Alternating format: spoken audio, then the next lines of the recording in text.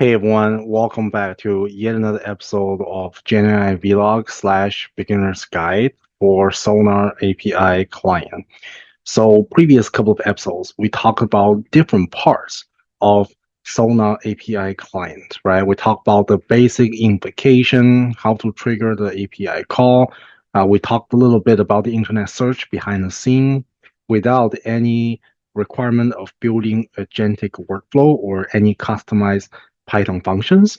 We also talked a little bit about accessing data from SEC filings, 10K, 10Q, all these financial datas out there, right?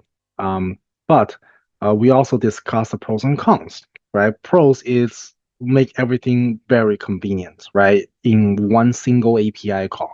The cons is when you are dealing with a PDF of a financial data that's hundreds of pages long, somewhere down the road, the tables, the numbers is probably not going to match correctly. So with all that being said, today we're going to continue this conversation to discuss Sona API client. And today we're going to be talking about academic research. So with that being said, let's turn our attention to the Colab. As a reference, we are drawing today's material from the API reference from Sona, which is managed by Perplexity. So when it comes to academic research, your go-to strategy is Google Scholar, right? So you open a tab and then you say scholar.google.com and then you type in whatever you want, for example, neural networks. So to go from here, give you a couple of advantages, right? You can read off the abstract. For example, this first link, you open that, and then you can read about this abstract. Some of them even have preview, so you can read about this book a little bit if you want to. And then on top of that, it has citations, right? Citations probably the most important thing. Is APA, there's Harvard, Chicago. There's also BibTeX, right? BibTeX is of course very important. If you're using LaTeX, this is the kind of stuff that you will need to add the citations in your LaTeX file. So with that being said, the content of literature review is essentially to dive into a list of work that are peer reviewed, that are published regarding papers in a particular domain. A neural network, that can be a domain, right? Image classification, that can be a domain. You got it, right? So this framework usually take a very long time to complete. Now, I want to say this as acknowledgement. I'm not saying AI can completely reproduce or replace this entire literature review process. What I'm trying to propose here is a couple of API calls to perhaps make your life a bit more easier, right? It's not meant to serve as a replacement.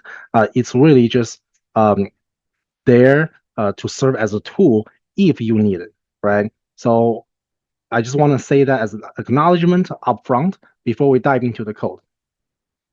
So with that being said, let's come to the Colab, and then let's start by just doing a little bit of a description of what the API is. So we start with import requests. Since Sonar is a API call that's actually not managed by any SDK, so it actually makes our life very easy, right? If you use OpenAI or if you use Anthropic, you have to do pip install because they have their own software package, and inside of that package is API call using API key. For Sonar, they actually don't have that, right? It's just a post request, which makes our life a bit more easier. So import requests, we're gonna give a URL, and this URL is api.perplexity.ai check completion. If you been doing this for a while, you realize that this template it's pretty much same across the board, right? OpenAI has a similar template. So first things first is headers. Headers is a dictionary. Inside dictionary, what we need is the application. So we're gonna say application JSON authorization. We're gonna throw API key in there. The type is also application/JSON. There you go. Now we need a payload. A payload is another dictionary, right? It's another dictionary. In this case, we're gonna say tab, and Google Colab already gave us some sort of template from the code above. So in this case, the model is fine, and messages, obviously, we're going to change that. In this case, I want the message to be asking something about a paper, right? For example, Yan Kun recently had a VJEPA version 2 just being released, which I read it. I thought it's a great paper. It definitely shows some of the novelties that we've been talking about in this field.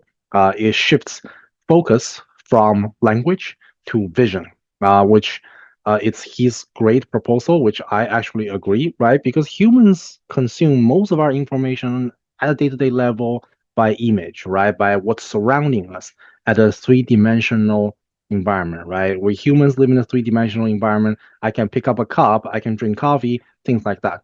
So that's pretty much what this paper is talking about. That's an archive link. There's a PDF, right?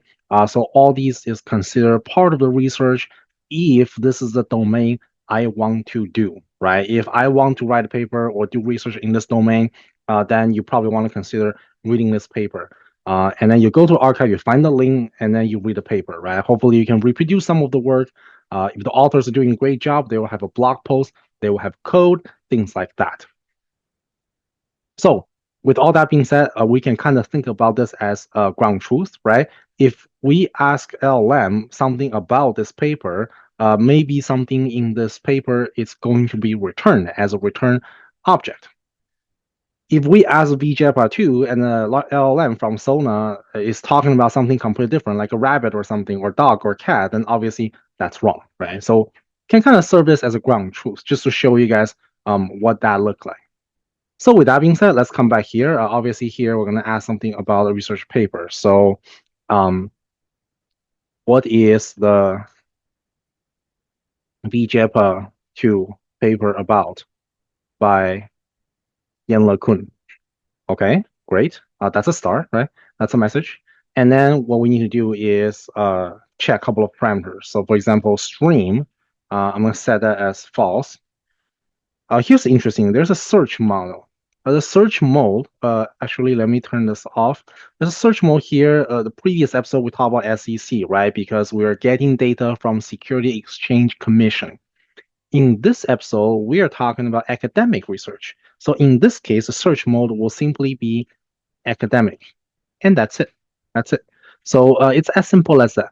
And then on top of that, you can also make sure that you have time, which I actually use as another prems personally. I thought it's very helpful. So search after date filter, and then default, you can think about it as January 1st, 2023. It depends on what journal you're going for, depending on the review process, the peer review process. Some journals, they are more interested in the literature review or the citations that's in the past 3 years, something like that, which is why here I typically go with past 3 years, which is 2023. So 2023, 2024, all the way to right now, you can kind of consider that as recent. So recent means past 3 years. That's the paper that we want to look for. So that's the date range. Now there's another thing called a web search option. So web search option here, you want to make sure that we flip it on. So want to say search context size to be high. Now this may take a while, so let's also time it. Right, let's time the cell. So if it takes a minute or two, we have a way of tracking it. Last but not least, you're making a post API call. The hint from Google Colab, it's perfectly fine. So request.post, throw the URL in there that's defined here.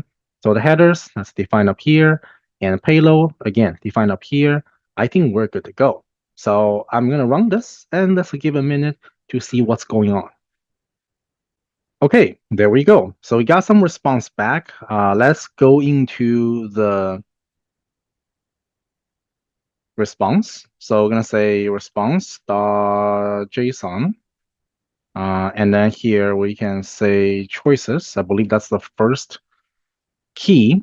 And then there's a list, so we're gonna pop it out by doing bracket 0. It's another dictionary, that's okay. We're gonna get into the key messages. So message, and then let's see what's going on. It's a dictionary with row content, so let's grab the content, which is content. Great. So now we have a little bit of a snippet of what I believe what the paper is, right? So that's the content there. Great. Now we talked a little bit about the framework of going to Google Scholar to conduct your literature research and how you want to land on a citation, right? APA or whatever. If you want to write a paper, that's going to be the style that you're using. So let me show you how to do that. The only thing you need to do is change this content, right? So let me grab the payload. Let me open a new cell. And then all you gotta do is add it here.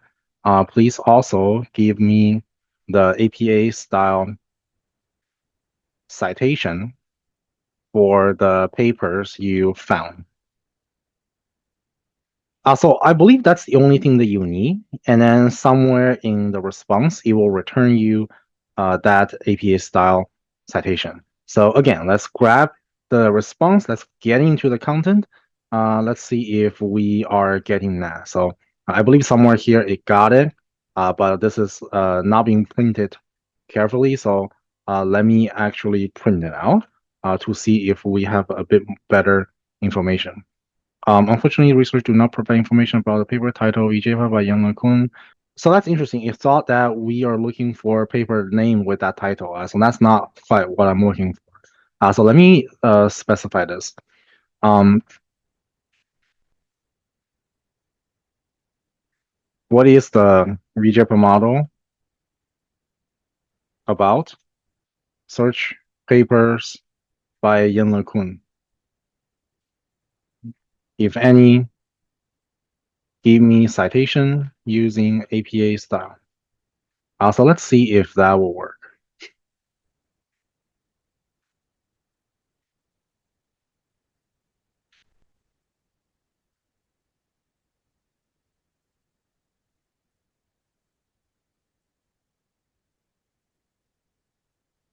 Okay, let's take a look at the final response and let's see what's going on. Again, let's print that out and then we can probably see this much better. There we go. So that's a title, that's the paper, and then here are a couple of key characteristics. We're gonna have to fact check this, of course. I haven't got a chance to read the whole thing.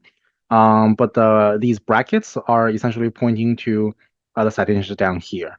And then this one it says revisiting feature prediction for learning visual representation from videos, archive 2404.08471.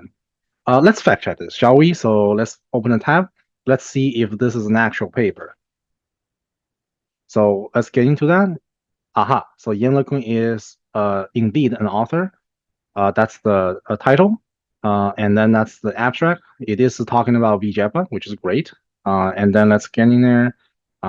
Yep, this is one of the paper that he wrote earlier. Awesome. So now we have a way to go about this, right? You can essentially tell LLM that we want to search this paper. On top of that, give me citations of APA style. And you can actually do this for any topic, any author, things like that. You get the idea. Great. So that's awesome. I consider that as a good use case, a good demonstration of how you want to use Perplexity Sona API client and essentially use one single API call to conduct literature research. Thank you for watching. Subscribe and like.